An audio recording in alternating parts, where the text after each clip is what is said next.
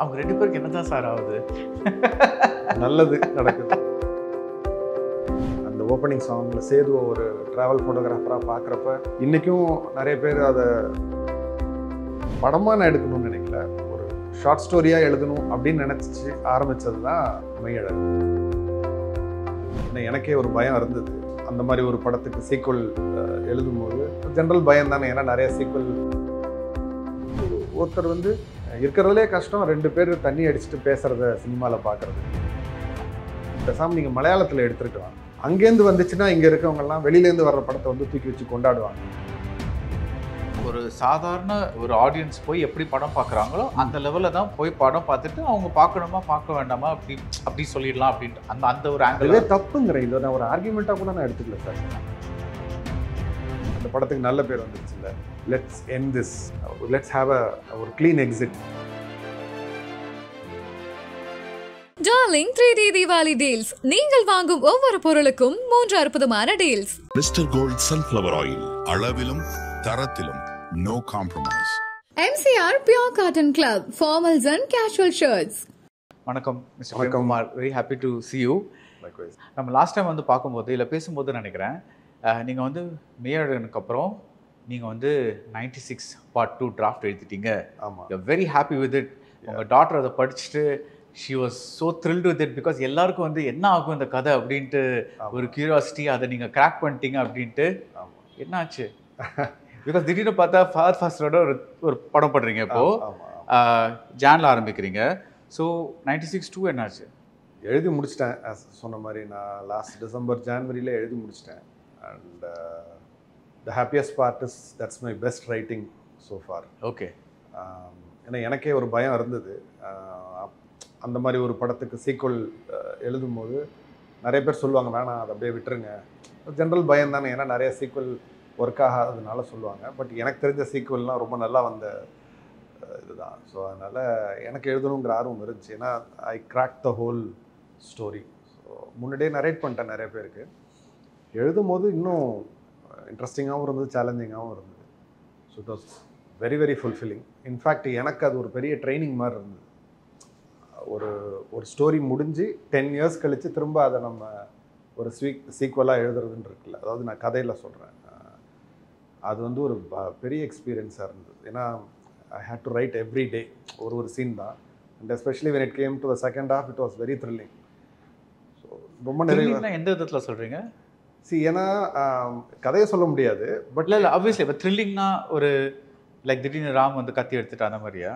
இல்லை 96 ஒரு த்ரில்லர் தான். நீங்கள் பார்த்தீங்கன்னா okay, there is a thrill factor in it. It's not ஒரு ஹார்ட் கோர் லவ் ஸ்டோரிலாம் கிடையாது where you get to see romance and அந்த மாதிரி கிடையாது. there is a underneath there is a thrill factor. அடுத்து என்ன ஆகுமோங்கிற ஒரு இது இருந்துகிட்டே இருக்கும். அதே ஃபேக்டர் இதுலேயும் இருக்கும், but in a very different way. அதனால் எனக்கே எழுதும் போது அடுத்து என்ன ஆகும்னு ஒன்று இருக்குல்ல, நான் தான் எழுத போகிறேன், பட் நம்ம அதுக்காக எல்லாத்தையும் ப்ரீ பிளான் பண்ண மாட்டோம்ல. One scene leads to the next. So அதனால் அது எழுதும் போது காலையில் எந்திரிக்கும் போதே கொஞ்சம் படபடன்னு இருக்கும், ஐயோ என்ன ஆகுமோன்னு. எண்டு தெரியும் நமக்கு, பட் ஹவ் இட் இவால்வ்ஸ் அது ஒரு இது இருந்துகிட்டே இருந்துச்சு.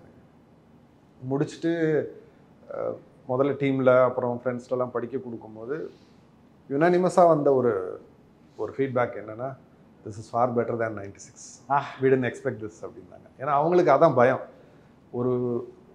ஒரு படத்தை நல்லா எடுத்துட்டு அதை சீக்வல் பண்ணி கெடுத்துடக்கூடாதுங்கிற அந்த ஒரு அக்கறை இருந்தது. என்னை பற்றிலாம் அவங்களுக்கு கவலை இல்லை, 96 பற்றி ரொம்ப இதாக இருந்தாங்க. படித்தோடனே அந்த அந்த ஃபீட்பேக் தான் வரும்னு தெரியும், ஏன்னா தட்ஸ் வாட் ஐ ஃபெல்ட். அது வந்தோன்னே ரொம்ப சந்தோஷமாயிடுச்சு. அஃப்கோர்ஸ் ப்ரொடியூசர்கிட்ட படிக்க கொடுத்தோம். we had to read it for him and he is a very busy man, so அதனால் we read it. ஸோ முதல் நாள் ஒன்றுமே அவர் ரியாக்ட் பண்ணல. In fact he was very expressionless. எங்களுக்கு புரியல, அவருக்கு நல்லா இருக்குது அப்படின்னாரு, பட் வெரி எக்ஸ்ப்ரெஷன்லெஸ், ஒரு மாதிரி டிஸ்டர்ப்டாக இருந்தார். சரி, அடுத்து ஏதோ ஒரு கல்யாணத்துக்கு போக வேண்டியிருந்துச்சு, ஒருவேளை அந்த மூடுக்கு வந்துட்டார் போல். சரி, அவ்வளோ பிஸியாக இருக்கவர்கிட்ட போய் அது பிடிச்சதா இது பிடிச்சதா, நமக்கு அதான ஆசை இருக்கும்ல, அதெல்லாம் கேட்க வேணாம் அப்படின்ட்டு விட்டோம். அப்புறம் மறுநாள் வந்து கூப்பிட்டாங்க, இந்த மாதிரி ஆஃபீஸ்க்கு வர சொல்லுங்கள் அப்படின்னு.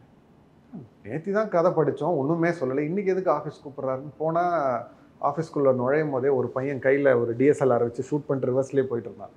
நான் சொன்னேன், இல்லைப்பா நான் ப்ரொடியூசரை பார்க்க வந்திருக்கேன், நீ வேறு ஏதோ வேலைக்கு வந்திருக்க போல், நீ என்னெல்லாம் ஷூட் பண்ணாத, வேறு யாராவது வருவாங்க. ஏன்னா like several projects happening in that production house. அதனால் நீ என்ன ஷூட் பண்ணாதானே. இல்லை சார் உங்களை தான் எடுக்க சொன்னாங்கன்னு. என்ன எதுக்கு எடுக்க சொல்கிறாங்கன்ட்டு உள்ளே போனால் ஒரு மாதிரி பரபரப்பாக இருந்துச்சு, ஒன்றும் புரியல. சரி நாங்கள் உட்காந்து கதை அடிச்சுட்டு ஏதோ பேசிகிட்டு இருக்கோம், டீமோடு போயிருந்தேன். ரொம்ப நேரம் பேசிகிட்டு இருக்கோம், காணோம் ஐஸ்வரி கணேஷ் சாரை காணோம். ஒரு 1 hour கழித்து வந்தாங்க. ஸோ வரும்போது பார்த்தா கையில் பொக்கே அது இதுன்னு வந்து கொடுத்து ஒரு gold chain, it should be worth several lakhs I guess, எடுத்து கழுத்தில் போட்டுவிட்டு, பொதுவாக நான் ஒரு படம் ஹிட்டு, ஒரு படம் நல்லா வந்துருச்சுன்னா தான் இதெல்லாம் செய்வேன். எனக்கு ஃபஸ்ட் டைமாக ஒரு ஸ்கிரிப்டை கேட்டு எனக்கு இவ்வளோ சந்தோஷம் வருது, இதுக்கே நான் உங்களுக்கு எதாவது செய்யணும்னு நினச்சேன், அதான் நான் இது பண்ணுறேன் அப்படின்னாரு. இட் வாஸ் ஒரு ரைட்டருக்கு அதுக்கு மேலே ஒரு இது தேவையில்லை. This hasn't happen for any other script for me. Of course எனக்கு மற்ற கதைகளில் எனக்கு அதே ஒரு ஈக்குவல் இது உண்டு. But I know this is my best. ரொம்ப சந்தோஷமாக இருந்தது. பட் எல்லா கதைக்கும் ஒரு நேரம் வரும், அது ஒரு திரைப்படமாக மாறுறதுக்கு. அது அமையலை. ஏன்னா எவ்ரி ஒன் வாஸ் பிஸி. ஏன்னா யூனோ லைக் 96 வந்து அதே ஸ்டார் காஸ்ட் திரும்பி வரணும்.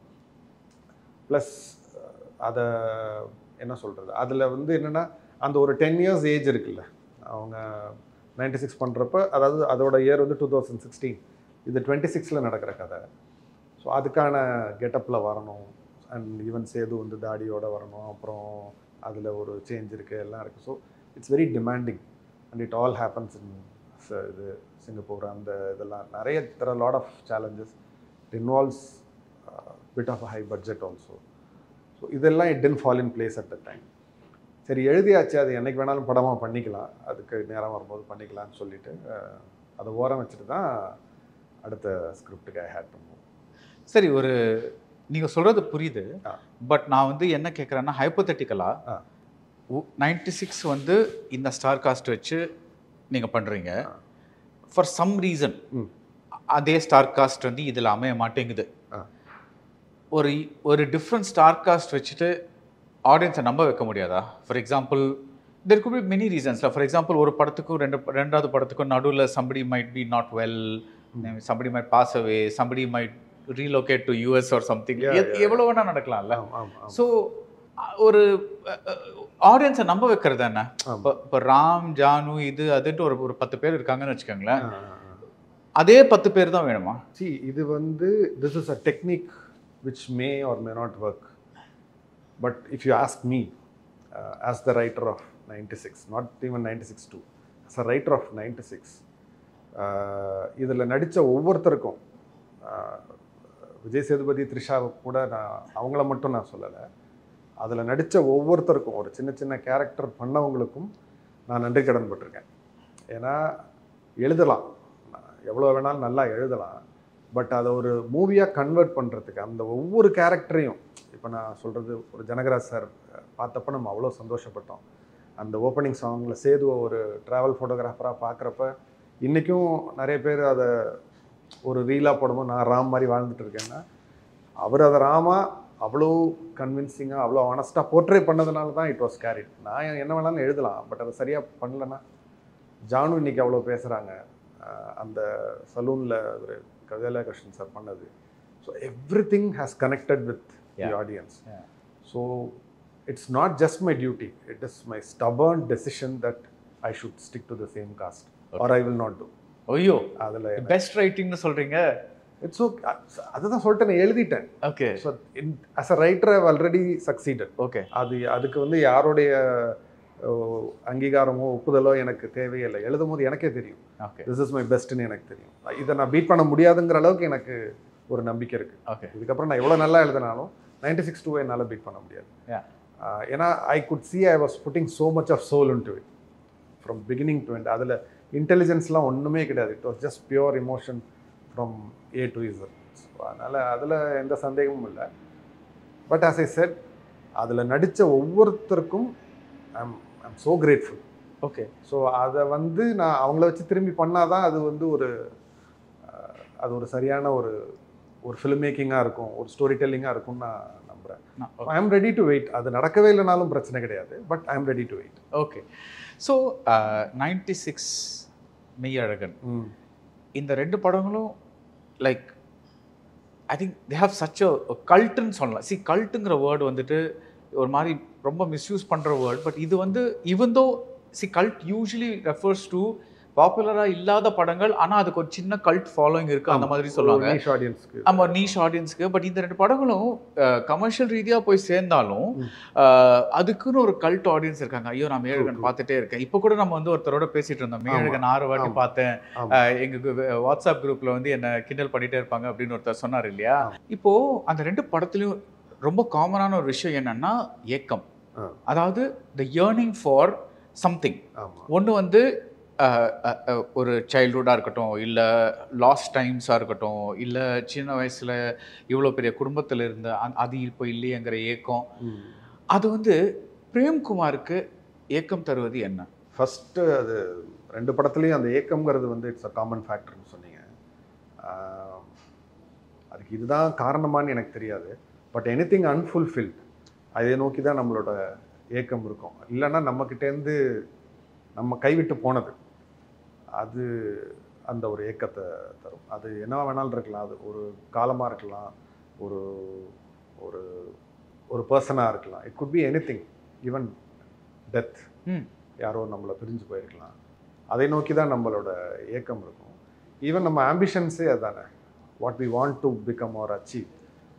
So that actually either it excites us or இல்லைன்னா அது ஒரு மாதிரி ஒரு ஒரு மெலாங்கலிக்குள்ளே நம்மளை எடுத்துகிட்டு போகும்.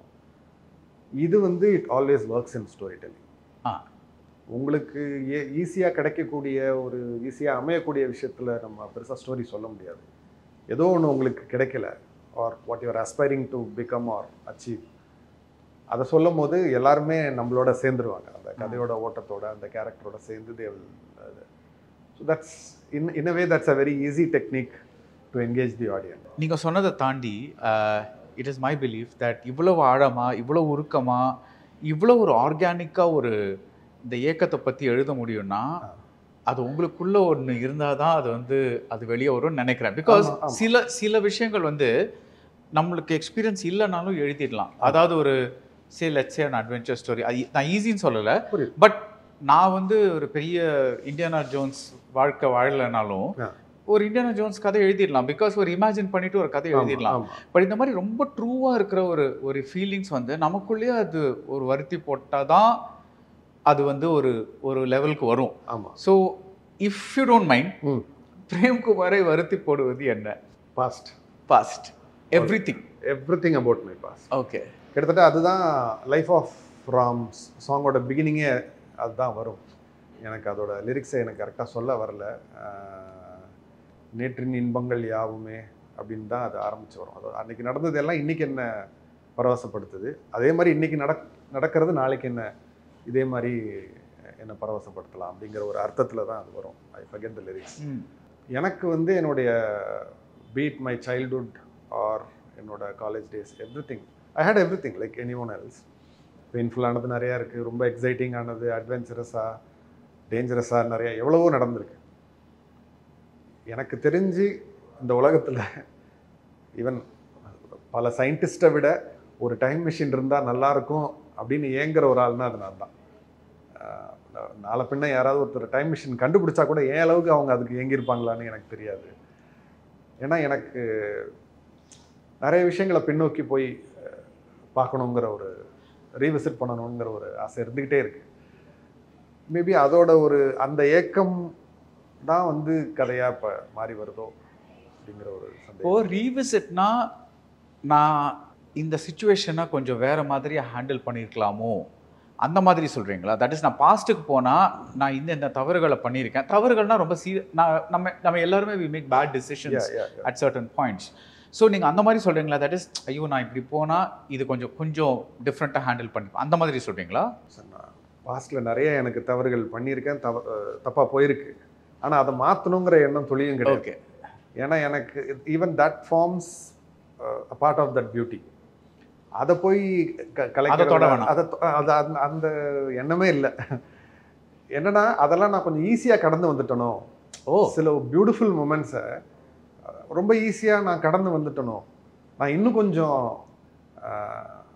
அதை ரசிச்சிருக்கணுமோ, இன்னும் கொஞ்சம் ஆழமா, இன்னும் கொஞ்சம் அன்பாக இருந்திருக்கணுமோ, ஓகே, இன்னும் கொஞ்சம் கவனிச்சிருக்கணுமோ அப்படின்னு தோணுது.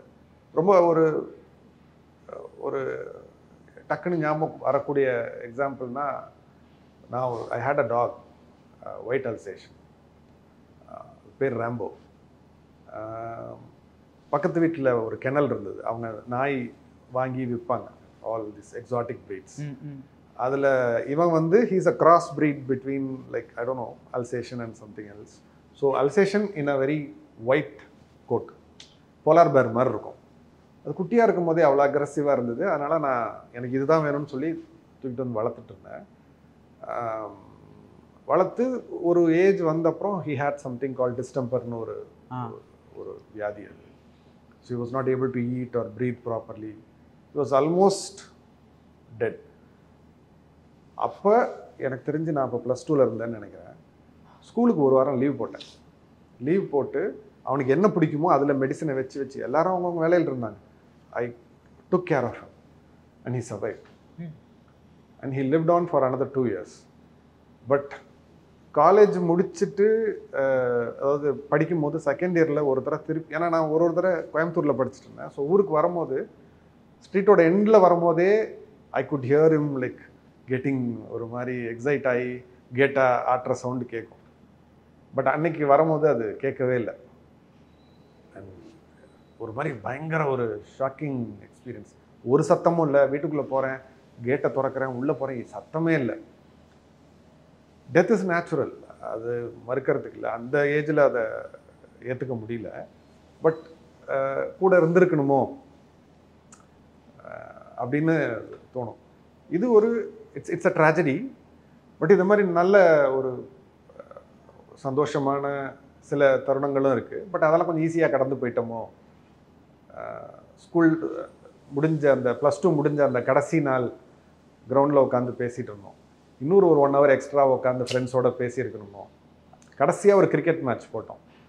அதுக்கப்புறம் we never got a chance to play together. அந்த மேட்ச் இன்னொரு மேட்ச் எக்ஸ்ட்ரா போட்டிருக்கு. 3 மேட்ச் விளையாண்டோம். 4வது ஒரு மேட்ச் லைட் போனால் என்ன, நம்ம என்ன வேர்ல்ட் கப்பாக வாங்க போகிறோம், இன்னொரு மேட்ச் விளையாடி இருக்கணும் அப்படின்னு நிறையா அந்த மாதிரி சின்ன சின்ன விஷயங்கள் தான். பட் அது பாஸ்டில் போய் அதை ரீலிவ் பண்ணுங்கிற ஆசை தான். I don't want to change any relive. But ஆனால் இன்னும் கொஞ்சம் இன்னும் ரசிக்கணுங்கிற ஒரு எதையுமே மாற்றணும்னு எனக்கு தோணல. I just want to spend some more time, pay some more attention to it. But that is why I think past is past, because அது நம்ம எடுக்கிற முடிவு தான் அப்போ. ஸோ அது if you want to spend, இப்போ சொல்கிறாங்கல்ல, enjoy the moment, be in the present. அப்போ இப்போ நிறைய வந்து இந்த இப்போ once what I mean is, இப்போ வி ஆர் மோர் கனெக்டட். முந்தி வந்து யூஸ் டு பி லைக், நம்ம ஸ்கூல்னால் ஒரு 10 பேர் தெரியும், அவ்வளோதான். இப்போ உலகமே நம்ம we are connected. So we see a lot more people talking about a lot of things. And one of the things you hear the most is enjoy the moment, smell the roses, be there, and the madri. So you know that is something that thing. But இப்போ நம்ம ஒருத்தர் meet பண்ணோம்ல இதுக்கு முன்னாடி, அவர் வந்து 96 Meiyazhagan especially அவருக்கு வந்து ஒரு தெரப்பி மாதிரின்னு சொன்னார். நான் வந்து எனக்கு டைம் கிடைக்கும் போதெல்லாம் அட்லீஸ்ட் சில சீன்ஸ் பார்ப்பேன். அது வந்து எனக்கு வந்து ரொம்ப ஒரு மாதிரி, பிகாஸ் நான் வந்து ஒரு பெரிய குடும்பத்தில் வளர்ந்தேன். ஸோ எனக்கு வந்து அது இப்போ கிடைக்காம இருக்கும்போது அந்த படத்தை பார்த்தாவது நான் வந்து அந்த பழைய சந்தோஷங்களை நான் வந்து ரீலிவ் பண்ணுறேன் அப்படின்னு சொன்னார். ஸோ நீங்கள் வந்து, ஆனால் the strange thing is, Meiyazhagan வந்து உங்களுக்கே ஒரு தெரப்பியாக இருந்திருக்கு. பிகாஸ் அதுக்கு முன்னாடி you are going through a very dark phase. You kind of, I read somewhere that you'd lost a lot of weight. You would kind of not very comfortable with your friends at that point. What had happened then? இப்போ கொஞ்சம் மறந்து போச்சு என்னென்ன நடந்ததுன்னு. Maybe 1 or 2 I remember. Right. Yes, I lost quite a few friends. The best friends, I would say. For good. Okay. அது maybe it's the age அப்படின்னு கூட. ஏன்னா இப்போ என்னோட ஃப்ரெண்ட்ஸுங்கிறவங்க எல்லாருமே என்னோட ப்ரொஃபஷன்லேயே இருக்கிறவங்க. ஸோ நேச்சுரலி யூ நோ, அந்த you tend to lose that balance. They started looking at you like a காம்படிட்டர்னு சொல்ல மாட்டேன். ஒரே ப்ரொஃபஷனில் 2 பேர் இருக்கும்போது நேச்சுரலாக ஒரு ஈக்குவேட் பண்ணி பார்ப்பாங்கல்ல, அந்த மாதிரி எனக்கு அப்படி தோணவே இல்லை. Friends are friends for me, அவ்வளோதான். அது அந்த மேபி அதுவாக இருக்கலாம், அது ஒன்று. அப்போ நான் எழுதிட்டு இருந்த ஒரு ஸ்கிரிப்டும் ஒரு it's a very dark script which involved a lot of pain and violence. Of course it's a very responsible script. ஆனால் அது எழுத என்ன ஆச்சுன்னா, நானே அதை ரொம்ப இன்டர்னலைஸ் பண்ண ஆரம்பிச்சிட்டேன். எனக்கு வெளியில் வந்து இருட்டை பார்க்கும் போதோ இல்லை யாரோ ஒரு குழந்தை தனியாக போகுது அப்படின்னா ஒரு பயம் வர ஆரம்பிச்சிருச்சு. ஃபார் சம்மன் ஹூஸ் ஃபியர்லெஸ், அவ்வளோ பயம் இருந்தது அந்த டைமில்.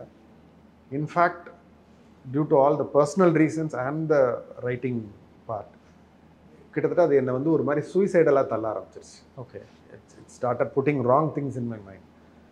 போதும், ஒரு படம் பண்ணியாச்சு, அந்த படத்துக்கு நல்ல பேர் வந்துருச்சு, இல்லை let's end this, let's have ஒரு க்ளீன் எக்ஸிட், இப்படிலாம் தோண ஆரம்பிச்சு. ஒரு ஹை நோட்டில் ஒரு அதாவது இதுக்கப்புறம் லெட்ஸ் நாட் ஃபால் அப்படிங்கிற மாதிரி ஒரு இதுக்குள்ளே வர ஆரம்பிச்சிருச்சு. நல்ல வேலை ஒரு பாயிண்டில் I just flipped and I thought like, இல்லை அந்த படம் it gave, though it has a very sad ending, it's full of pain and everything, for some reason it gave so much hope to everyone. அது அந்த படத்தையே மெடிடேட்டிவாக இருக்குது அப்படின்னு சொன்னாங்க. இன்ஃபேக்ட் சில doctors who give this counselling and stuff, அவங்க 1 year of 96க்கு வந்து அவங்க பேஷண்ட்ஸ்க்கெலாம் ஒரு ஸ்க்ரீனிங்கே அரேஞ்ச் பண்ணாங்க. அது லைக் அட்லீஸ்ட் 100 பேஷண்ட்ஸ். நானும் கார்த்திக் நேதாவும் போயிருந்தோம்.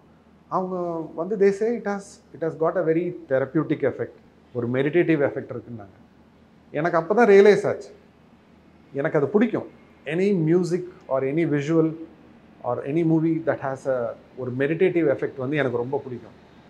ஸோ நம்ம சப்கான்ஷியஸாக நம்மளும் அதை ட்ரை பண்ணுறோம் போல், அது நமக்கு கிடைச்சதை நம்ம கொடுக்க ட்ரை பண்ணுறோம் போலன்னு அப்போ தான் எனக்கு ரியலைஸ் ஆச்சு. ஸோ நான் என்ன அப்போ டிசைட் பண்ணேன்னா, so let's write something that will cure us and it will also be therapeutic to others. அது நம்ம மட்டும் ஏன் வச்சுக்கணும், அதுவும் படமாக நான் எடுக்கணும்னு நினைக்கல, ஒரு ஷார்ட் ஸ்டோரியாக எழுதணும் அப்படின்னு நினச்சி ஆரம்பித்தது தான் மெய்யழகன். அப்படி தான் அது படமாக வரும்லாம் நான் நினைக்கவே இல்லை. அண்ட் அது எழுத உங்களுக்கு அந்த டார்க் ஜோன்லேருந்து வெளியே வந்துட்டீங்க? ஸ்டார்ட் பண்ண உடனே வந்துட்டேன். The more I started thinking about Meiyazhagan, அந்த கேரக்டர். ஏன்னா of course by now I think most of them know, Arulmozhi தான் நான் I went through the same experience. So அதனால் the moment I started edging towards Meiyazhagan, Arulmozhi அந்த மண்டபத்தில் போய் உட்காந்து மெய்யழகன் வந்து பேச ஆரம்பிக்கும் போது எனக்கு த celebration started inside me. So இப்போ அந்த ஃபஹத் ஃபாசில் படம், இப்போ நீங்கள் அடுத்த பண்ண போகிற படம், அதுவும் இதே தெரப்யூட்டிக் ஜோன் ரிலேஷன்ஷிப்ஸ் அந்த மாதிரியான படமா? இன் its own way, but not exactly like this. ஏன்னா இது வந்து உங்களுக்கு it's going to be a very, இது மற்ற 96 அண்ட் மெய்யழகன் அது வந்து ஒரு சாஃப்ட் ப்ரீஸி இதில் இருக்கும். இது வந்து it will be like little hard hitting. Okay, since it's a thriller, அதோட டோன் வேறையாக இருக்கும். ஓகே, பட் அகெயின் அந்த அன்புங்கிற விஷயந்தான் இதோட அடிப்படையாகவும் இருக்கும். அதில் மாற்றமே இல்லை. எந்த கதையிலையும் அதுலேருந்து விலகாது. So the foundation or the driving force will always be love. ஆனால் அது ஏன்னா that is the mother of all இமோஷன்ஸில். ஏன்னா that drives you to feel pity over something or feel angry over something. அதுலேருந்து தான் மற்ற எமோஷன்ஸ் இட் ப்ரீட்ஸ். அதனால் அதுதான் அடிப்படையாக இருக்கும். ஆனால் இது சொல்கிற கதை வேறு, சொல்கிற விதம் வேறு. ஸோ நீங்கள் சொல்கிற விதம்னு சொல்கிறீங்கல்ல, அது வந்து இப்போ நம்ம ஒரு 2 கதை 96 எடுக்கிறோம், அது இன்னொரு லாங்குவேஜில் வேறு போகுது, அண்ட் தென் மெய்யழகன். ஸோ ஒரு மாதிரி 3 படங்கள் வந்து உங்களுக்கு இந்த ஜோன்லேயே இருந்துட்டீங்க. ஆமாம். And for quite a while. So இப்போ நீங்கள் ஒரு த்ரில்லர் ஜோனுக்கு போகும்போது is there like bit of இது ஒரு மாதிரி நம்மளால இது பண்ண முடியுமா அப்படிங்கிற ஒரு கொஸ்டின் மார்க் இருக்கா உங்ககிட்ட? One thing I don't have in me is fear. அது சுத்தமாக அது இன்ஃபேக்ட் அதை நினச்சி வேணால் பயந்துருக்கேன். ஓகே, நமக்கு பயம் வரமாட்டேங்குதே, கொஞ்சம் நம்ம பொறுப்பு இல்லாத ஒரு மனுஷனோ அப்படின்னு வேணால் பயந்துருக்கேன். அது வரவே வராது எனக்கு. அண்ட் 96 எழுதும்போது எனக்கு அதுக்கு முன்னாடி எந்த ஒரு இதுவும் கிடையாது. In fact I have written a historical ஒரு போய்ட்ரி மாதிரி ஒன்று எழுதியிருக்கேன். ஸோ அது வேறு தான். நான் 96 எழுதுகிறப்போ அது என்னோடய ஃபர்ஸ்ட் எக்ஸ்பீரியன்ஸ். அண்ட் அதுக்கு நடுவில் வேறு 2 எழுதுகிறேன். And those are like completely different இது கேட்டகரி ஆஃப் இது ரைட்டிங். அதுக்கப்புறம் தான் நம்ம ஏழகனுக்குள்ளே வரேன். அது லவ் ஸ்டோரி, இது ஒரு ஃபேமிலி ட்ராமா. அதுக்கப்புறம் வேறு ஒரு அட்வென்ச்சர் சர்வைவல் ட்ராமா எழுதிட்டு தான் நான் இதுக்குள்ளே வரேன். 96 2வும் எழுதிட்டேன். அப்புறம் தான் நான் இதுக்குள்ளே வரேன். ஸோ எனக்கு வந்து நம்ம என்ன ஜானரில் எழுதுகிறோம் அப்படிங்கிறது இல்லை. இன்ஃபேக்ட் ஒரே இதை எழுதும் போது தான் அந்த ஃபியர் வில் ப்ராபப்ளி செட் இன் அப்படின்னு நினைக்கிறேன். ஏன்னா you also ten to get board, கொஞ்சம் ஸ்டேலாக இருக்கும் நீங்கள் எழுதுறதெல்லாம். ஸோ வெவ்வேறு விஷயம் எழுதும் போது it excites you. So you get new ideas, new challenges. அது நல்ல, எனக்கு அது at least it really work for me. Yeah. So நீங்கள் வந்து எழுதும்போது, I might have asked you this question before, but just bear with me. நீங்கள் எழுதும்போது நீங்கள் சொல்லிட்டு இருந்தீங்க, நான் எழுத உங்களுக்கு யூ கெப்ட் கெட்டிங் பெட்டர் அப்படின்றது மெய்யழகன். நீங்கள் எழுதும்போதே ஆரம்பத்தில் ஒரு அகல் விளக்கு அணைகிறது அந்த மாதிரி தான் ஆரம்பிப்பீங்களா? இல்லை ஃபார் எக்ஸாம்பிள் நான் ஏன் கேட்குறேன்னா, இல்லை நீங்கள் வந்து இது ரஃப்பாக வந்து ஒரு பாயிண்ட்ஸ் மாதிரி எழுதிட்டு ஒரு சீன்ஸ் பாயிண்ட் மாதிரி எழுதிட்டு எனக்கு எண்டிங் ரஃபாக தெரியும், மிடில் எப்படி தெரியும், அப்புறம் நம்ம எப்படி ஆரம்பம் எப்படின்னு அந்த மாதிரி நீங்கள் எழுதுவீங்களா? சார், என்னோட ஸ்டோரி டெல்லிங் பேட்டர்ன் வந்து என்னோட தாத்தா பாட்டி அவங்கள்ட்டேருந்து வந்தது தான். அவங்க ஒன்று சொல்லுவாங்கல்ல, எங்கேயாவது ஊருக்கு போயிட்டு வந்தாங்க, ஒரு திருவிழாவுக்கு போயிட்டு வந்தாங்கன்னா ஒன்று சொல்லுவாங்க, இங்கேருந்து கிளம்பி போய் அங்கே என்னென்ன நடந்ததுன்னு வளைச்சி வந்து திரும்ப வீட்டில் வந்து இறங்கின வரைக்கும் சொல்லிட்டு ஒரு டம்ளர் தண்ணி எடுத்துகிட்டு வா அப்படிம்பாங்க. இப்படி தான் போய் முடியும். ஸோ என்னோடய எல்லா கதைகளும் இப்படி தான். ஒரு திண்ணையில் உட்காந்து பேசுவோம்ல, இல்லை டீ கடையில் உட்காந்து ஒரு கதை பேசுவோம்ல, இப்படி தான் இட் வில் ஸ்டார்ட். இப்படி ஒன்று தோணுது அப்படின்னு சொல்லிட்டு சொல்ல ஆரம்பிப்பேன். ஸோ இன்றைக்கி உங்கள்கிட்ட சொல்லும் போது it will B probably like ஒரு 20 minutes நரேஷனாக இருக்கும். நாளைக்கு ஒரு ஃப்ரெண்டுகிட்ட சொல்லும் போது இட் வில் பிகம் 30. இப்படியே போயிட்டே இருக்கும். அது நல்லா இருக்குன்னு சொல்லிட்டாங்கன்னா அவங்க செத்தாங்க, அவ்வளோதான், முடிஞ்சு. அதை இன்னும் கொஞ்சம் இம்ப்ரவைஸ் பண்ணி அவங்க நேரத்தை வீணடிச்சு எல்லாம் பண்ணி விட்டுருவாங்க. இப்படி சொல்ல சொல்ல சொல்ல நமக்கு ஒரு ஸ்டேஜில் அது ஒரு மாதிரி ப்ரெசிபிடேட் ஆகும். அது அப்படியே திரண்டு வரும், வந்து இப்படி நிற்கும். ஸோ அப்போ தான் உங்களுக்கு தெரியும், S, there is a story, there is an emotion which can be told அப்படின்னு. அதுக்கப்புறம் அதை அப்படியே ஒரு பேக் பர்னரில் போட்டுருவேன். நான் உடனே எழுத போகிறது அதெல்லாம் கிடையாது. இப்போ எழுதுகிற அந்த ஃபஹத் ஃபாசில் அவருக்கு நான் எழுதுகிற அந்த இது வந்து 4 வருஷத்துக்கு முன்னாடி வந்த கதை. ஸோ அதை அப்படியே போட்டுருவேன். அது அப்படியே ஓடிக்கிட்டு இருக்கும். அது அப்படியே இன்குபேட் ஆகிட்டே தான் இருக்கும். All of a sudden you will know like this is the right time to write அந்த பர்டிகுலர் ஸ்டோரி. அப்போ வந்து நான் வேறு என்ன காரணம் இருந்தாலும் டிலே பண்ணவே மாட்டேன். உடனே பேப்பர் பேன் எடுத்து வச்சுட்டு உட்காந்து கடன்னு எழுதிடுறது. அப்போ வந்து இப்போ நீங்கள் சொல்கிற அந்த பாயிண்ட்ஸ் எடுக்கிறது, ஆர் சினாப்சிஸ் இது பண்ணுறது, ஒன்லைன் போடுறது, அதெல்லாம் ஒன்றுமே கிடையாது. ஏதோ ஒரு பாயிண்டில் அது ஆரம்பிக்கும். இப்போ நீங்கள் சொன்ன மாதிரி தான், ஒரு கை வந்து ஒரு செவ்வந்தி பூவை வச்சு அந்த அகல் விளக்கை அணைக்குது அப்படிங்கிற ஏதோ ஒரு பாயிண்ட் வந்து அப்படி ட்ரிகர் பண்ணிச்சுன்னா அதுலேருந்து it will drive me. So I will be just a silent spectator. Though I am writing, it is not me who is writing. I am being dictated. Yeah. Everything just comes to me. So as I keep saying, it's a very possessed state. ஒரு சாமி வந்தா பேய் பிடிச்சா ஒரு இது ஆகும்னு சொல்லுவாங்கல்ல, அந்த மாதிரி தான் இருக்கும். இன்ஃபேக்ட் அந்த தாட்ஸ் போகிற ஸ்பீடுக்கு என்னால் எழுத முடியாது. பல நேரம் சில வார்த்தைகள்லாம் மிஸ் ஆகி போயிட்டே இருக்கும். அது டிஸ்லெக்ஸியா வந்தவங்க எழுதுவாங்கல்ல, அந்த மாதிரி தான் இருக்கும். அது கரன்னு எழுதிட்டு போயிட்டே இருக்கும். முடிச்சுட்டு திரும்பி படிக்கவும் மாட்டேன். அப்படியே ஃபுல் ஃபோர்ஸில் போய் எழுதி முடித்து வச்சுருவேன். யாரையாவது தான் படிக்க சொல்லுவேன். ஸோ அந்த ஃப்ளோக்கு வந்து I don't keep any restrictions or parameters or கைட்லைன்ஸ்லாம் எதுவுமே கிடையாது. It's as wild as it gets. So ஒரு பார்ட் 1 வந்து இந்த ஐடியாவுக்கு ஒரு கதையாகிற ஒரு குவாலிட்டி இருக்கா அப்படின்னு பேசி நீங்கள் வந்து டிசைட் பண்ணுவீங்க. பார்ட் 1 புரியல. Part 1 of your writing process. Okay. இந்த ஐடியாவுக்கு வந்து ஒரு கதையாகிற ஒரு குவாலிட்டி இருக்கா, இந்த can this idea become a story அப்படின்ட்டு நீங்கள் பேசி நீங்களே வந்து அதை டெவலப் பண்ணி நீங்கள் சொல்லும்போது அது உங்களுக்கு இதுவாகும். அண்ட் ஒன்ஸ் அந்த கன்விக்ஷன் வந்த உடனே நீங்கள் வந்து you'll start to write. Most of the time I take a break. Okay. ஒரு லாங் பிரேக் எடுத்துருவேன். ரொம்ப rarely I have written like that. எனக்கு தெரிஞ்சு 96-2 மட்டும்தான் அப்படி அது வந்த உடனே எழுத உட்காந்ததுன்னா தான். மற்ற எல்லா கதைகளுமே I have taken a long way. அவங்க 2 பேருக்கு என்ன தான் சார் ஆகுது? நல்லது நடக்குது. நல்லது நடக்குதா? நல்லது நடக்குது. Okay, so congratulations, 1 year of Meiyazhagan. Thank you so much. So இந்த படம் வந்து it became immensely popular on OTT. நான் ஒவ்வொரு வாட்டி பாம்பே போகும்போதும் அவங்களால பேர் கூட சொல்ல முடியாது, பட் அந்த படத்தை அவ்வளோ ரசித்து பார்த்துருக்காங்க. த ஆக்டர்ஸ், டிரெக்டர்ஸ், இந்த மாதிரி ஒரு படம் இப்படியா, ஐயோ, they're so in love with it. But theatrically somehow even though reviews எல்லாரும் நல்லா இருந்தது, சோஷியல் மீடியாலெல்லாம் word of mouth everything was there, but something did not quite happen. இப்போ உங்களால் அனலைஸ் பண்ணும்போது are you able to make sense of what happen? நம்மளால் வந்து we cannot say why a movie works does not work, அது நம்மளுக்கு தெரியாது. But have you been able to get some kind of closure about this? எனக்கு அப்போவே புரிஞ்சிருச்சு. சில விஷயங்களை நம்ம ஓப்பனாக பேச முடியாது. ஏன்னா இப்போ ஒரு படம் ஓடிடியில் போய் அவ்வளோ அதுக்கு ரிசப்ஷன் கிடைக்குது, ஆனால் தியேட்ரிக்கலாக வரும்போது ஏதோ ஒரு விஷயம் இது. ஏன்னா எல்லா படங்களும் ஒரே கேட்டகரி கிடையாது. ரைட். சில படங்கள் ரொம்ப பெரிய ஆக்டர்ஸ் வரும்போது not just the common audience, even film makers, reviewers எல்லாருமே நம்ம ஓடி போய் பார்ப்போம். ஏன்னா naturally it has got a pulling factor. அதே மாதிரி பெரிய நடிகர்களோ இல்லை ஒரு டைரக்டரோ யாரும் இல்லாமல் அதே மாதிரி கமர்ஷியலாக சில சின்ன படங்கள் வரும். It will also run well. But there are movies which will have a very unique story telling.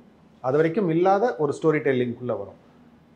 அதுக்கு பல உதாரணங்கள் சொல்லலாம். நம்ம சேது படம் ரிலீஸ் ஆகும்போது it face that problem. So அதுக்கு அப்போ வந்து ஒரு டைம் கொடுக்க கொடுக்க அது இட் ரியலி லைக் ஆடியன்ஸோட இதில் அது பயங்கரமாக அதுக்கு ஒரு வரவேற்பு இருந்தது.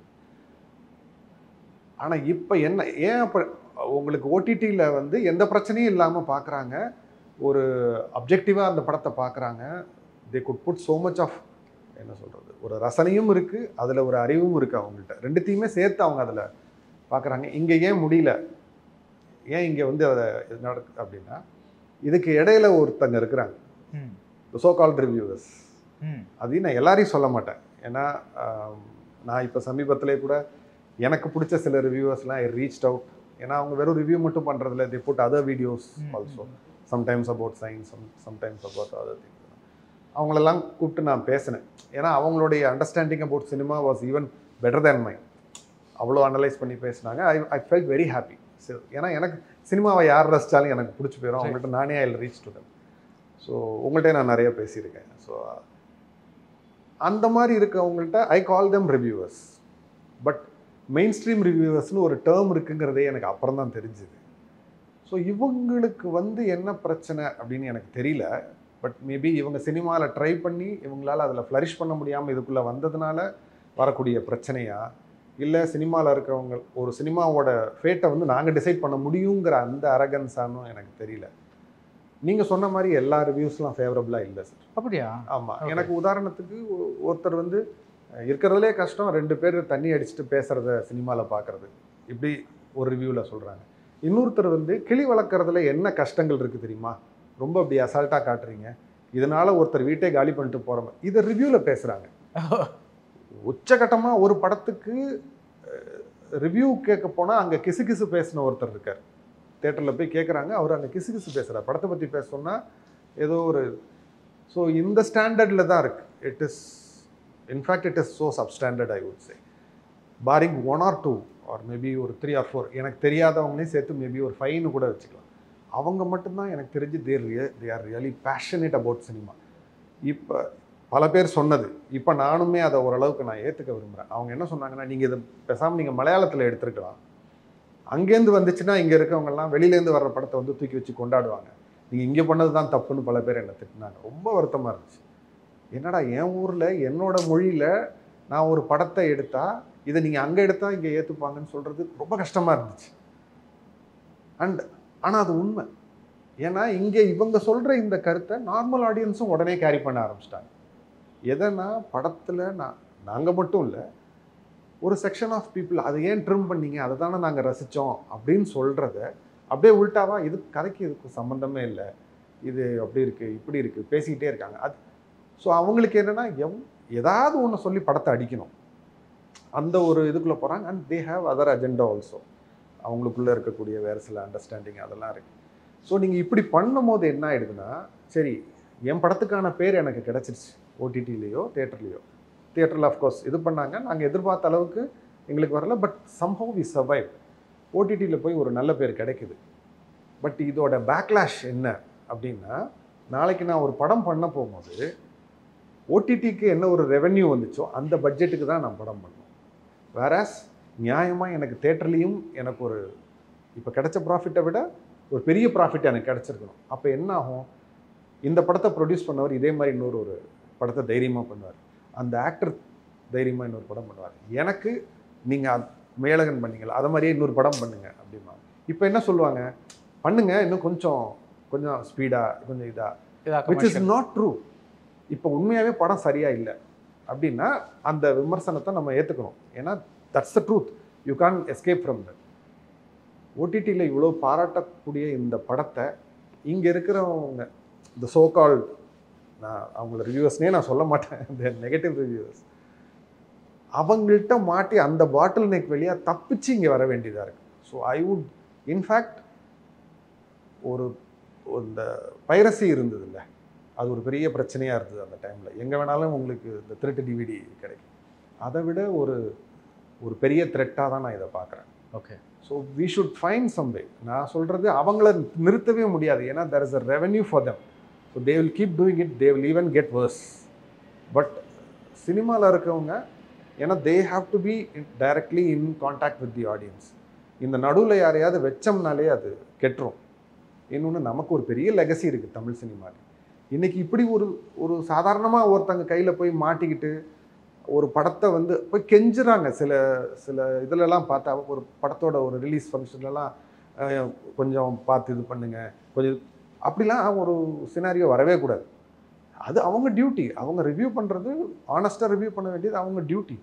Let them do it, they are getting paid for it. For them it is bread and butter. அவங்க அதை பண்ணிட்டு போட்டோம்.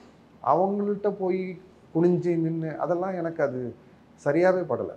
இது ஒரு ஸ்டோரி டெல்லராக நீங்கள் கரெக்டாக எடுங்க, தப்பாக பண்ணால் அதுக்கான ரிசல்ட் உங்களுக்கு வரப்போகுது, யூ ஃபேஸ் இட். பட் ஒரு படத்தை நல்லா எடுத்துட்டு இவங்க என்ன சொல்லுவாங்களோ, இவங்க ஏதாவது பண்ணி விட்டு இவங்களுக்கு புரியலங்கிறதுனால இதை ஏதாவது சொல்லிட்டு இப்படி இருக்கவே கூடாது. It's very very unhealthy. இது மற்ற இண்டஸ்ட்ரியிலையும் இருக்குது, நான் இல்லைன்னு சொல்லலை. தமிழில் ரொம்ப மோசமாக இருக்குது. ஏன்னா இதை நான் அழுத்தி சொல்கிறேன்னா, இதே மையழகனை நான் இதில் தெலுங்குல போய் நாங்கள் இது பண்ணும்போது ப்ரெஸ் ஷோ போட்டு முடிச்சுட்டு வராங்க. நாங்கள் பேசவே இல்லை. அந்த ப்ரெஸ் பீப்புள் ஸ்டேஜில் ஏறி இந்த படத்தோட நான் சொல்கிறது சீனியர் ப்ரெஸ் பீப்புள்லேருந்து ஜூனியர்ஸ் வரைக்கும் அவ்வளோ எடுத்து பேசுகிறாங்க. இப்போ அவங்க அதுக்காக கிரிட்டிசைஸ் பண்ண மாட்டாங்கன்னு அர்த்தமா? நீங்கள் மோசமாக எடுத்துருந்தீங்கன்னா கிழிச்சு தொங்கோட்டுறது தான் போகிறாங்க. அந்த ஒரு இது இருக்குல்ல, that passion towards cinema, it's such a great art. அது it's not one single art, அவ்வளோ இருக்குது அதில். அந்த ரசனையே இல்லாமல் how can you even review? அது ஐ திங்க் இட்ஸ் ஓகே. நான் ஒரு ஆர்குமெண்ட் கொடுத்தா இதுக்கு, நான் சில பேர்கிட்ட இதை பற்றி பேசியிருக்கேன். அவங்க என்ன சொல்கிறாங்கன்னா, நாங்கள் டெக்னிக்கலாக பேசலை, நாங்கள் ஒரு சாதாரண ஒரு ஒரு ஒரு ஆடியன்ஸ் போய் எப்படி படம் பார்க்குறாங்களோ அந்த லெவலில் தான் போய் படம் பார்த்துட்டு அவங்க பார்க்கணுமா பார்க்க வேண்டாமா அப்படி சொல்லிடலாம் அப்படின்ட்டு அந்த ஒரு ஆங்கிள் தப்புங்கிற. இதை நான் ஒரு ஆர்குமெண்ட்டாக கூட நான் எடுத்துக்கல சார். இல்லை, நான் ஏன் சொல்கிறேன்னா, who are you to decide? அதை தான் நான் சொல்கிறேன். Leave it to the audience. அவங்க எல்லாருமே படத்தை பார்த்துட்டு அவங்க டிசைட் பண்ண போகிறதில்ல. நீங்கள் வரிசையாக இப்போ தான் ஆச்சு எனக்கு. அதனால தான் நான் சொல்கிறேன். இப்போ என் படம் யுனானிமஸாக நல்லா இல்லைன்னு சொல்லிட்டா நான் எப்படி பேச முடியும்? நான் வாயை மூடிட்டு தான் நான் போகணும். அதுக்கப்புறம் என்ன வந்ததுன்னு தெரியும்ல. சரி, அதே ரிவ்யூவர்ஸ் அதுக்கப்புறம் இந்த வருஷத்தோட டாப் 10 மூவிஸ், பெஸ்ட் மூவிஸ்னு வராங்க, டாப் 3ல் தான் வருது. ஆனால் அங்கே ரிவ்யூ பண்ணும்போது வேறு எதோ பேசுகிறாங்க. அது எப்படி? இன்னொன்று, நான் இன்னொரு எக்ஸாம்பிள் சொல்கிறேன். 96 ரிலீஸ் ஆகுது. உங்களுக்கு அந்த சீன் ஞாபகம் இருக்கும்னு நினைக்கிறேன். வேறு இந்த காஃபி ஷாப்பில் ஸ்டூடெண்ட்ஸ் எல்லாம் மீட் பண்ணும்போது த்ரிஷா அதை பாசிட்டிவாக முடிஞ்ச மாதிரி இமேஜின் பண்ணி சொல்லுவாங்க. சொல்லும் போது தான் அந்த காதலே காதலே சாங் வரும். அந்த படத்தோட ஹைலைட் சீன் அது. அதாவது நம்பர் 1ல் வரும். அந்த படத்தில் பிடிச்ச சீன் ஒரு 4 எடுத்திங்கன்னா எல்லாருக்கும் அது ரிவ்யூவில் என்ன தெரியுமா சொன்னாங்க? அது என்னன்னு தெரியல, லூசு மாதிரி என்னமோ பொய்யா சொல்கிறாங்க அப்படின்னு ஒரு மெயின் ஸ்ட்ரீம் ரிவ்யூவர் சொல்கிறாரு. ஒரு தடவை பார்க்கலாம் அப்படிங்கிறாரு. இப்போ நான் பதிலுக்கு கேட்டேன்னா, அது ஒரு தடவை பார்த்தா 100 நாள் ஓடிச்சா? அது ஏதோ லூசு மாதிரி பேசுகிறாங்கன்னாங்க. என்ன பேச்சு இதெல்லாம்? இதை விட ரொம்ப மோசமான, ரொம்ப அன்சிவிலைஸ்டான சில கமெண்ட்லாம் பார்த்தேன். ஏதோ இந்த படத்தை பண்ணுறதுக்கு நீங்கள் இதை அல்லலாம் அப்படின்னு சொல்லி ஒரு சீனியர் டைரக்டரை பற்றி ஒரு கேவலமான comment. Very very uncivilised, very uncivilised. எனக்கு தெரிஞ்சு இட்ஸ் மென்டல் இல்னஸ்ன்னு தான் நான் சொல்லுவேன். They should get medical help. That's what I would சே. ஏன்னா இதை எல்லாரும் பேச மாட்டாங்க சார். ஏன்னா எல்லாருக்கும் பயம் இருக்கும், நம்ம அடுத்த படம் வரும்போது நம்மளை போட்டு அடிப்பாங்க. அடிச்சுட்டு போட்டோம், அதனால தான் தைரியமாக பேசுகிறேன். there should be some solution to it. இல்லை, நான் என்ன சொல்கிறேன், ஒரு படம் வருது, அதுக்கு டீசர் ட்ரெய்லர்னு விடுறாங்க. ஸோ இந்த படத்தோட கண்டென்ட் என்னன்னு தெரியும், அதோடைய தரம் என்னன்னு தெரியும். ஃபஸ்ட் டே ஃபர்ஸ்ட் ஷோ முடிஞ்சோடனே எப்படி இருந்தாலும் அது வேர்ட் ஆஃப் மவுத் வெளியில் ஸ்ப்ரெட் ஆக தான் போகும். இப்படித்தான் காலங்காலமாக மக்கள் இந்த படத்தை பார்க்கணுமா வேண்டாமாங்கிறத டிசைட் பண்ணுறாங்க. பட் அது வரைக்கும் வராத ஃபார்மேட்டில் ஏதாவது ஒரு படங்கள் வரும்போது இவங்களுக்கு அது என்னன்னும் புரியாமல், அதை புரிஞ்சுக்கிற தன்மையும் ரசனையோ எதுவுமே இல்லாமல் எதையாவது உளறி விட்டுட்டு போயிடுறாங்க. நான் தான் சொல்கிறேனே, என் படத்தை விட்டுருங்க, அது நான் என் படங்கிறதுனால பேசுகிறேன்னு கூட வச்சுக்கலாம். கொட்டுக்காளின்னு ஒரு படம் ஒரு இன்டர்நேஷ்னல் அரீனாவில் அவ்வளோ பெரிய ஒரு பேர் வாங்கிட்டு வந்த படம் கொண்டாட வேணாமா இங்கே வச்சு? கடைசியில் அதோட ரிவ்யூஸ்லாம் நீங்கள் எடுத்து போட்டு பாருங்களேன். நான் சொல்கிறேனே, ஒரு காமன் மேன் கூட அப்படி ஒரு ரிவ்யூ பண்ண மாட்டான். So substandard. இவங்களுக்கு என்னென்னா அந்த அந்த negativity has been legalised inside them. That has become a way of life for them. அவங்கள்ட்ட போய் நீங்கள் என்ன பேசுவீங்க? நீங்கள் என்ன பேசினாலும் புரியாது. அதே நெகட்டிவிட்டியோடு தான் அவங்கள்ட்ட பேசுவாங்க. அதனால தான் சொல்கிறேன், there's no point in talking to them. You should address the audience. நீங்கள் அதை நீங்கள் ஒரு விண்ணப்பமாக வைக்கிறீங்களோ, இல்லை கோவமாக பேசுகிறீங்களோ, அன்பாக கேட்குறீங்களோ, let it be straight to the audience. அவங்கள்ட்ட தான் பேசி ஆகும். ஏன்னா இப்போ நிறைய பேர் சார் நான் இதை நான் சொல்லலை, நீங்கள் போய் நீங்கள் பப்ளிக் போஸ்ட் பார்த்தீங்கன்னா தெரியும். ரிவ்யூ பார்த்துட்டு உங்கள் படத்தை தேட்டரில் மிஸ் பண்ணிட்டேன் இப்படிங்கிற கமெண்ட் எவ்வளோ இருக்குன்னு மட்டும் போய் பாருங்களேன். It's a shame. ஏன்னா நம்ம we have been very என்ன சொல்கிறது, open minded towards various kind of movies. அப்படி இருந்த ஒரு ஆடியன்ஸை இன்னைக்கு ஒரு மாதிரி யோசிக்க விடாமல் அவங்களையும் சோம்பேறியாக்கி, நாங்களே சொல்கிறோம் இந்த படத்தை நீங்கள் பார்க்கணுமா வேணாம், ஒரு தடவை பார்க்கலாங்கிறாங்க. அதை எப்படி நீ டிசைட் பண்ணுற? எனக்கு அது எங்கே நீ கற்றுக்கிட்டு வந்த எனக்கு சொல்லு, நானும் தெரிஞ்சுக்கிறேன். ஒரு தடவை பார்க்கலாமா? ஒன் டைம் வாட்சா? இது என்ன அது அந்த டெக்னாலஜி எங்கே பிடிச்சிங்க? எனக்கு தெரியவே இல்லையே. இத்தனைக்கும் ரிவ்யூவர்ஸ் நடிக்கிறாங்க, இவ்வளோலாம் பேசிட்டு சினிமாலே அவங்க நடிக்கிறாங்க, ஏன் படமே டைரக்டும் பண்ணுறாங்க. அது என்ன லட்சத்தில் இருக்குன்னு நாங்களும் பார்த்துட்டோம். ஏன் முடியல உங்களால்? இவ்வளோ பேசுகிறீங்கல்ல, அப்படியே அது இது என்னென்னமோ பேசுகிறீங்க, என்ன ஆச்சு கடைசியில்? Are you able to scale that height? உங்களால் முடிஞ்சுதா? இல்லையே. நான் என்ன சொல்கிறேன், ரிவ்யூவாக பண்ணுங்கன்னு தான் நான் சொல்கிறேன். ஏன்னா it has got a certain guidelines, stick to that. சும்மா நமக்கு அந்த ஒரு வியூவர்ஷிப் இருக்குது அப்படிங்கிறதுனால அந்த நெகட்டிவிட்டி ரேட்டை ஏற்றிக்கிட்டே போகிறது அப்புறம் எப்படி நல்ல படம் வரும்னு தான் நான் கேட்குறேன். But it is a truth now that இப்போ ஒரு தம்ப்நெயிலாக இருக்கட்டும், ஒரு எதுவாக இருந்தாலும் ஒரு ட்வீட்டாக இருக்கட்டும், ஒரு நெகட்டிவாக ஒரு ஸ்லாண்ட் இருந்துச்சுன்னா அதுக்கு என்கேஜ்மெண்ட் இஸ் மோர். ஆமாம், அதே நீங்கள் பாசிட்டிவாக சொன்னீங்கன்னா அதுக்கு engagement is less. This is something that's been proved. இதில் சோஷியல் மீடியாவில் ஒரு ஸ்டடி பார்த்தேன். இன்னொன்று ஒரு டைரக்டர் கூட பேசிட்டு இருந்தேன். அதனால அது கரெக்ட்னு சொல்ல கரெக்டாக சொல்கிறேன். அது கரெக்ட்னு சொல்கிறீங்களா? இல்லை, அது கரெக்ட்னு சொல்கிறீங்களான்னு நான் உங்களுக்கு அவங்க சொல்கிறாங்க இது இப்படி தான் இருக்குது. அதனால தான் இப்போ நிறைய பேர் இப்போ அவங்க உள்ளே பாசிட்டிவாக இருந்தாலும் நெகட்டிவாக வெளியே காமிக்கிறாங்க அப்படின்ட்டு. சரி, இது ஏன் இதெல்லாம் ஏன் அவங்க அக்செப்ட் பண்ணிக்கிறாங்கன்னு சொல்லட்டுமா? நீங்கள் எங்கேருந்து வர்றீங்கிறது தான். நீங்கள் எதுலேயோ நீங்கள் கிசு எழுதிட்டு காசிப் எழுதிட்டு நீங்கள் ரிவ்யூக்குள்ள வரும்போது உங்களோட எத்திக்ஸோட இது எவ்வளோ இருக்கும்? ஒன்றுமே இருக்காது. உங்களுக்கு எத்திக்ஸ்னால் கிலோ என்ன விலைன்னு கேட்டுருக்கீங்க, ஆரம்னா என்னன்னு கேட்டால் அவங்களுக்கு அதுக்கு ஸ்பெல்லிங் கூட தெரியாதுன்னு நினைக்கிறேன். அதனால தான் இதெல்லாம் அவங்க ஏற்றுக்கிட்டு பண்ணுறது. நான் வேற ஒரு இதுலேயும் கூட பார்த்தேன். எனக்கு தெரிஞ்சு ஒரு படத்தில் பார்த்துட்டு வெளில ஒருத்தர் just to get some attention கத்துறாரு, என் காசு போச்சு, படம் அவ்வளோ மோசமாக இருக்குன்னு. அது தெரியுது, அப்போ தான் கேமராலாம் நம்மள்கிட்ட வரும். ஒருத்தர் ஒரு படத்தை பற்றி திட்டுறாரு, அதுவே பயங்கர ப்ரிட்டென்ஷியஸாக இருக்குது. ஸோ அப்போ அது நீட்டி கேட்குறாங்க, ஃபைன், ஒருத்தர் கத்துறாரு, உங்களுக்கு நியூஸ் வேணும் கேட்குறீங்க, சிரிச்சுக்கிட்டே ஒருத்தவங்க ஓடி வந்து மைக்கு நீட்டுறாங்க. ஸோ அப்போ உங்களோட இது என்னவா இருக்குது, நெகட்டிவிட்டி கிடச்சிருச்சு, இதை வச்சு நான் என்னது இது பண்ண முடியுமா, வியூவர்ஷிப் ஏற்ற முடியுமா, அப்படி இருக்குது. இன்னொரு அதை விட மட்டமான ஒரு இது என்னென்னா, நெகட்டிவ் கமெண்ட் சொல்கிறது எல்லாத்தையும் கம்பைல் பண்ணி ஒரு வீடியோ போடுறது. எனக்கு புரியல, புரியாதுன்னு நினைக்கிறேன். நான் புரிஞ்சுக்க விரும்பல, நான் இதை சால்வ் பண்ண விரும்புகிறேன், அவ்வளோதான்.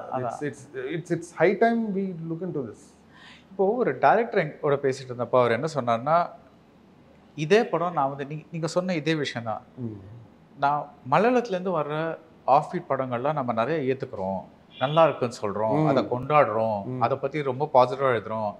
ஆனால் அப்புறம் அந்த வீடியோலேயே வந்து தமிழ்லையே இந்த மாதிரி வரமாட்டேங்குது அப்படின்னு கேட்குறோம். ஆனால் தமிழில் வந்தால் அது யாரும் போய் பார்க்க மாட்டேங்க, அடிக்க வேண்டியது. அது உங்களுக்கு சரி இது எனக்கே சொன்னாங்களே, நான் ஓப்பனாக சொல்கிறேனே, அங்கே இருக்கிறவங்களே சொல்கிறாங்க, இதை நீங்கள் மலையாளத்தில் எடுத்துருந்தீங்கன்னா உங்கள் ஊர்லேயுமே இது பாராட்டியிருப்பாங்க.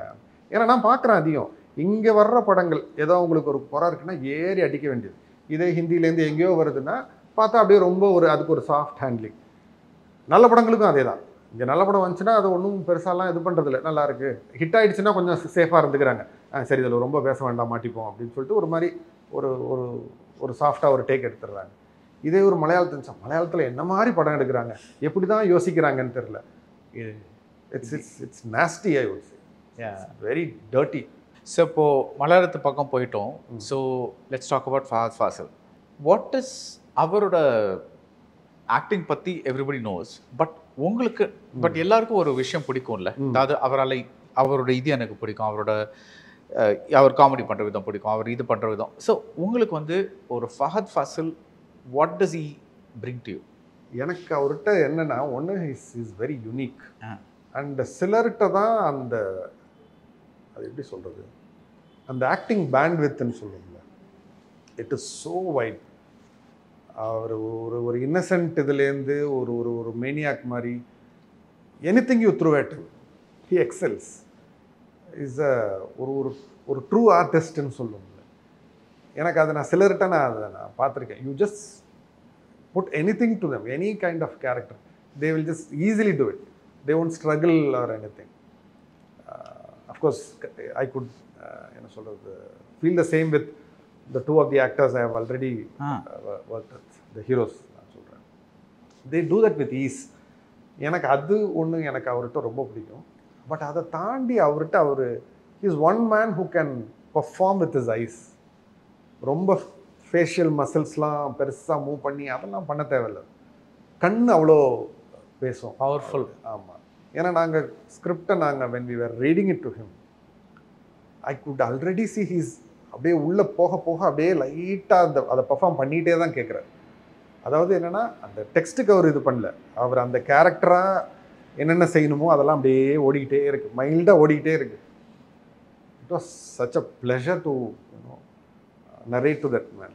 ஸோ ரொம்ப இதாக இருந்துச்சு. அண்ட் அவர்கிட்ட ஒரு ஒரு அன்டினேபிள் இன்னசென்ஸ் இருக்குது, சினிமா மேலே அவருக்கு அவ்வளோ ஒரு ஆசை இருக்குது. அப்படி ஒருத்தர் கிடைக்கும் போது ரொம்ப சந்தோஷமாக இருக்குது, especially when you are venturing into ஒரு new territory and someone who's tailor made for it, who can just ace it. அது பயங்கர ஒரு இதாக இருந்துச்சு. பொதுவாக நம்ம ஒரு கதை பிடிச்சிருக்குன்னா அப்போ பேசுவோம், கிளம்பிடுவோம். கதையை சொல்லிவிட்டு நான் ஏர்போர்ட் வர்ற வரைக்கும் டெக்ஸ்ட் மெசேஜ் வந்துகிட்டே இருக்குது. நான் என் கேரக்டர் பற்றி மட்டும்தான் நான் யோசிப்பேன். But for the first time எனக்கு ஸ்கிரிப்டே மைண்டில் ஓடிக்கிட்டு இருக்கு அப்படின்னு அதெல்லாம் சொல்லணும்னு அவசியமே இல்லை. நல்லா இருக்குப்பா பண்ணுறேன்னு சொன்னால் நான் அதுக்கே சந்தோஷமாக கிளம்பி வர தான் போகிறேன். கான்ஸ்டண்ட்டாக மெசேஜஸ் வந்துகிட்டே இருக்கு. So he's not asking anything. He's saying so many things about what all he liked, what all he wants to do. ரொம்ப அது இப்போவே already I am enjoying the process. Lovely. I just can't wait. But இதுக்கு நடுவில் நான் ஒன்று படித்தேன், நம்ம ரெண்டு பேருக்கும் ஒரு காமனாலிட்டி இருக்குது. We both love Naseeruddin Shah. Yes. Because எனக்கு who is your favorite actor in India னு கேட்டிங்கன்னா, அஃப்கோர்ஸ் சில டிபெண்டிங் ஆன் ஜென்ரேஷன், சில பேர் மோத்திலால் சொல்லுவாங்க, சில பேர் பால்ராஜ் சானின்னு சொல்லுவாங்க, சில பேர் வந்து whatever, like சிவாஜி கணேசன் அந்த மாதிரி சொல்லுவாங்க, சில பேர் different. It depends on how what is. But because I'm 70s born, I'm like like மீட்டுன்னு. ஸோ நம்ம வந்து ஒரு ஒரு ஒரு சினிமா பார்க்குற ஒரு ஒரு ஸ்டேஜுக்கு வந்தப்போ நசீர், ஷபானா, ஓம்புரி, ஸ்மிதா பாட்டில் அவங்க கிட்டேருந்து ஒரு கான்ஸ்டண்ட்டாக every film will be so different and all that. And இதில் நசீருதீன் ஷா அவர் வந்து ஹி வாஸ் டாப்ஸ். அவர் பண்ணாத like he was in that ஒரு நல்ல நடிகனாக இருந்தால் மட்டும் போதாது, அதுக்கான சான்சஸும் கிடைக்கணும்ல. அது அந்த பியூட்டிஃபுல் டைம் அந்த 80s because NFDC was producing movies, so everybody was making very different kind of films அதெல்லாம். Exactly. But what I want to ask you is, sorry, நான் ஒரு நசீருதீன் ஷா ஒரு புகழ் மாலை இதுக்கு போயிட்டேன். தப்பே இல்லை. பட் உங்களுக்கு அவரோட ஆக்டிங்கில் பிடிச்ச விஷயம் என்ன? Because for me he is also somebody who acts with his eyes. நான் இன்டர்வியூவே கெடுத்துருவேன் சார் இதை இந்த கேள்வியை கேட்டிங்கன்னா. என்னன்னா நடிக்காமல் நடிக்கிறதுன்னு சொல்லுவாங்கல்ல. ஏன்னா அவர் மிர்ச் மசாலாவில் பார்த்தீங்கன்னா ஒரு மாதிரி கொஞ்சம் ஒரு சுபேதார் ஒரு லவுடு கேரக்டர் தான். ஜானேபிதோ யாரும் படத்தில் பார்த்தீங்கன்னா அவ்வளோ ஃபன்னியாக அந்த கேக் வச்சு தூக்கி போட்டு பண்ணுற சீன் அது வேற, மாசும் அது வேற. ஒரு ஐயோ ஹீல் ஜஸ்ட் கில் யூ. ஏன்னா அந்த அந்த ஒரு ஒரு ஒரு மனுஷனோட ஒரு ஒரு அப்பாவோட தவிப்பு இருக்குல்ல, இங்கே ஒரு ஹஸ்பண்டா, இங்கே ஒரு அப்பாவா, அங்கே ஒரு அப்பாவா, பாவமாக இருக்கும் ஒரு மாதிரி. எல்லாத்தையும் முடிச்சுட்டு நான் கடைசியில் இப்போ சமீபத்தில் ஜிந்தகி நா மிலேகி துபாரால பார்க்குறேன். ஓய்யோ நேத்தி வந்த ஒரு ஆக்டர் மாதிரி அவ்வளோ கன்விக்ஷன், அவ்வளோ ஒரு simplicity in is acting. And பையன்கிட்ட பேசுகிறாரு and he'll be smoking like I think it's joint. எப்படி அவ்வளோ கன்வின்சிங்காக பண்ண முடிஞ்சுன்னு எனக்கு தெரியல. ஏன்னா இத்தனை வருஷம் நடித்தப்புறம் ஒன்று ஒரு சலிப்பு தட்டலாம், இல்லை எனக்கு தெரியுங்கிற ஒரு மிதப்பாவது இருக்கணும். அவ்வளோ கன்வின்சிங்காக it's like as though hidden camera வச்சு உண்மையாகவே ஒரு அப்பாவும் பையனும் பேசுகிறத திருட்டுத்தனமாக எடுத்த மாதிரி இருந்துச்சு. அதை என்னால் ஆக்டிங்னே சொல்ல, you can say it's good acting, it's not acting actually. அது எப்படி அது நம்ம தமிழில் பிறவி கலைஞன்னு சொல்லுவோம்ல, அது அவருக்கு பொருந்தும். அது ஏன்னா மற்றவங்கெல்லாம் பண்ணும்போது எனக்கு அது சிலருக்கு எனக்கு தோணும். எனக்கு கார்த்தி சாரை பார்க்கும்போது எனக்கு அது தோணும், நடிப்பாகவே இருக்காது. எஸ்பெஷலி நான் மேலகனில் பார்க்கும்போது இதில் ஐம் நாட் சேயிங் அது அந்த குட் ஆக்டிங் இஸ் அது தப்புன்னு நான் சொல்ல வரேன். நடிக்கிற மாதிரியே இல்லைன்னு சொல்லுவோம்ல, அது அப்படியே தண்ணி மாதிரி இருக்கும். எனக்கு அது அவர்கிட்ட நான் ரொம்ப பார்த்துருக்கேன். அது அவருடைய நிறைய படங்கள் அப்படியே தொடர்ச்சியாக, ஏன்னா அப்பா பயங்கர நசருதீன் ஷா தான், அதனால் பார்த்துட்டே வந்திருக்கேன். ஸோ இந்த நடிக்காமல் நடிக்கிறதுன்னு ஒன்று சொல்லுவோம்ல, even in is allowed character சொல்கிறேன், அப்படியே நம்மளை அப்படியே லயிச்சு போயிடுவோம். ஆமாம், ஐ விஷ் நான் பார்க்காத ஏதாவது 1-2 படங்கள் மிச்சம் இருக்கும்னு நான் நம்புகிறேன். திருப்பி அதெல்லாம் எடுத்து இன்டர்வியூக்கு அப்புறம் பேசலாம் கண்டிப்பாக. அதெல்லாம் பார்க்கணும் போய். இப்போது 96-2 ஒரு அனௌன்ஸ்மெண்ட் வருது.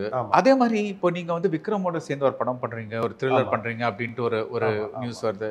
இது நிறைய டைரக்டர்ஸ்க்கு வருது, தட் இந்த டைரக்டர் இந்த ஆக்டர் சேர்ந்து ஒரு படம் பண்ணுறாங்க அப்படின்ட்டு நியூஸ் வரும். But something will happen and that film is changed or whatever it is.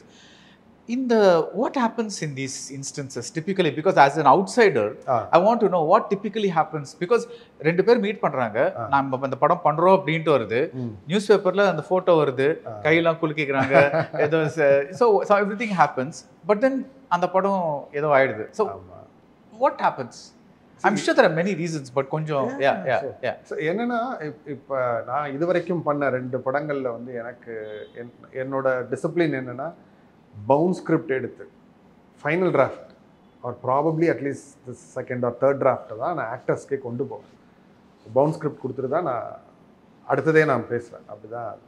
And அதிலே எனக்கு 96-2 as you know லைக் கொடுத்து அது அப்படி நடக்காமல் போயிடுச்சு. ஏன்னா அது வரைக்கும் இருந்த ஹோப் வேறு, இது வந்து நடக்குது அப்படிங்கிற ஹோப்போட போகிறோம். பட் சம் ஃபேக்டர்ஸ் அது நம்ம கொஞ்சம் மிஸ் ஆகுது, which you should not blame.